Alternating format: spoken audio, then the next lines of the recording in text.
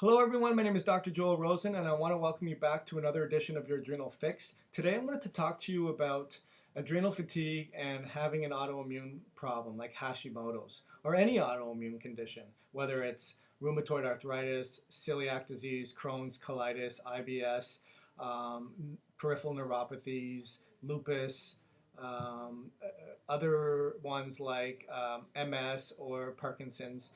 Think of it as it's created a lot of immune stress in your body and it's impacted the cell danger response. And now your body is compensating and you're falling apart. Yet a lot of the time your blood tests are normal. So if you watch this video, I'm going to give you tools on what you can do to recover from an autoimmune problem, or at least dial down the dimmer switch so that you can actually impact your adrenals and not just worry about what adrenal supplements you can take, but you can actually get down to the cause of the problem. So I got a lot going on this diagram here, but basically it all starts with cell danger. Cell danger response are things like viruses, pesticides, environmental toxins, heavy metal toxicities, stress from a job, finances, food sensitivities, pesticides in your foods. A lot of these things are creating a cell danger response, meaning your immune system is overwhelmed or your mitochondria is overwhelmed to have to deal with energy. And so there's all this oxidative stress and toxins in your body that your mitochondria have to contend with. And what do? They end up slowing down the function of other tissues, and they, like thyroid tissue or adrenal tissue or glucose or insulin. And the analogy I have, it's kind of like a big bus here or a big gas tanker. You have this huge gas tank that runs out of gas, and it has all of this gas available for use, but it can't tap into it. It's got to call AAA and say, hey, can you fill up my gas tank? I have no gas. Yet there's gazillions of gallons on board to be able to utilize, but you can't tap into it. That's what cell danger response is we have all this energy on board to be able to tap into, but we can't do it because our body is just fighting the immediate threat. And so what happens is, I had a patient who came in and she is an autoimmune hypothyroid patient. She has antibodies of 47 and they should be below 34. So right then and there, that diagnoses her as Hashimoto's patient. Now she started somewhere in the hundreds and she's now down to 47. So that's great. We've had some positive improvements, and you can have positive improvements. But the thing is that she still has these antibodies. So we want to dig deeper and see what's going on with her immune system to see if there's any clues as to why she would have these problems. Her TSH levels are 14.86, and the ideal should be 1.3 to 3.0. She's way too high. So her thyroid is basically experiencing a cell danger response. Her immune system is saying, hey, we don't care too much about that thyroid activity right now. No one cares about metabolism or cell energy in terms of, being warm and having brain focus and having neurons firing. We care about the cell danger. We care about any type of inflammation that's in our body so that we can fight that off. What I want to talk to you about is biofilms. No one is talking about biofilms, and you need to know about biofilms. Biofilms are things like when you wake up in the morning and your teeth are all gummy and saliva, it has a little film over them. That's a biofilm. And bacteria and bugs and unhealthy microbiome in our body, which consists of a lot of different bugs, can consist of bacteria, fungus, candida, parasites, protozoa, mycoplasms, toxins, Lyme, parasites. And what they basically do is they live in our biome. They live in our environmental geome, if you will, and they compete for energy in our geome. So their job is to perpetuate and to live, and our job is to kill them off or coexist with them. And so what they do is, as a protective mechanism, it's programmed in their DNA for survival. So they secrete this yucky sludge of biofilm, and it makes it really hard for us to penetrate that biofilm and get rid of it.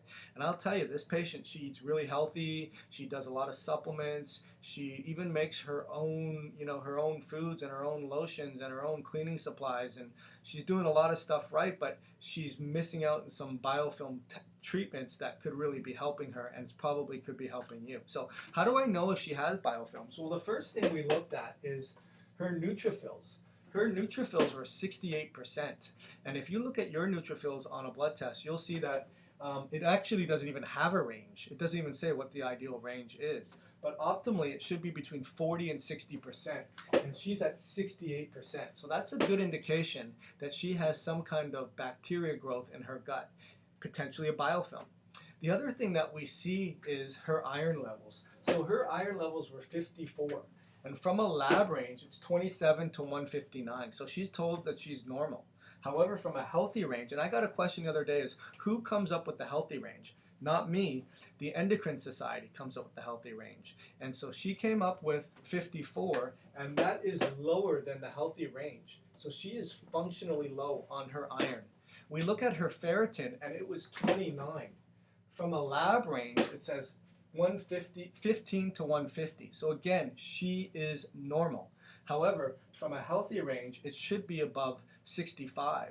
So she is functionally low on that too. Why would her iron be low? Potentially biofilms. Biofilms know that they live in our environment. Bacteria, mixed protozoa, candida, yeast, mycoplasms, and they live in this biofilm, and they got to maintain their life. They got to eat up all our resources. We're tired, we're exhausted, we don't have the minerals, we don't have the enzymes, we just are not doing a good job. And then what happens is they steal our minerals. So they steal our calcium, they steal our iron, they steal our magnesium. And then what happens ultimately is they harden themselves. So they have this hard structure that can't be penetrated by our immune system. And thus they continue to disrupt our biome. And that's what you're seeing, is you're seeing her iron levels be low because these biofilms are stealing away her iron production to maintain their biofilm structure. Where it's impacting her is her hemoglobin. So if you look at her hemoglobin, she's at 12.1. From a functional lab range, she's 11.1 to 15.9. So again, she's told she's normal. However, from a healthy range, she shouldn't be below 13.5. So she's functionally low. Her hematocrit is 36.9. From a lab range, it should be 34 to 46.